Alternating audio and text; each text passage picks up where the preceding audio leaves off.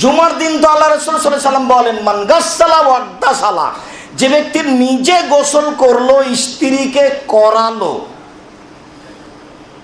ও লাবিসা মিন আহসানি সিয়াবিহি, আর ভালো পোশাক পরলো, সবচেয়ে দামি হতে হবে তা কথা নয়, তবে পরিষ্কার পরিষ্কার পরিচ্ছন্ন কাপড় হতে হবে, ময়লাযুক্ত নয়, ভালো মানগত পরিষ্কার কাপড় পরলো, অমাস্সা মিন কানা ইনদাহু মিন তিবিন, আর গায়ে আতর লাগালো সম্ভব হলে, তারপরে পায়ে হেঁটে মসজিদে গেল, ওলাম ইয়াতাখাত্তানাকা নাসে, মানুষের কাঁধ ডিঙ্গিয়ে সামনে গেল না, তারপরে ইমামের খুতবা শুনলো, ইমামের সাথে সালাত আদায় করলো, আজরুহু কাজরে সিয়ামে সানা, 1 বছর তাহাজ্জুদ পড়লে যত নেকি হবে, প্রত্যেক পদক্ষেপে তত নেকি হবে।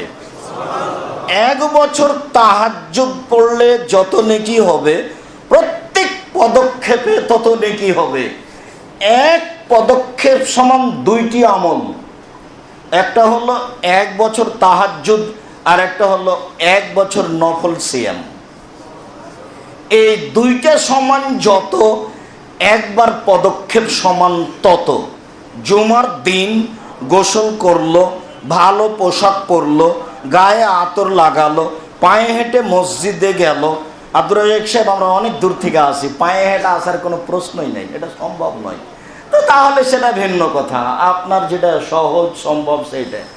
যখন সহজ সম্ভব নয় তখন আপনি বাহনে আসেন, কাঁধ ডিঙ্গিয়ে সামনে গেল না, সালাত আদায় করলো ইমামের সাথে, তাহলে তার প্রত্যেক পদক্ষেপ সমান, এত এত নেকি হবে, এ কথা রাসূল সাল্লাল্লাহু আলাইহি ওয়াসাল্লাম বলেন।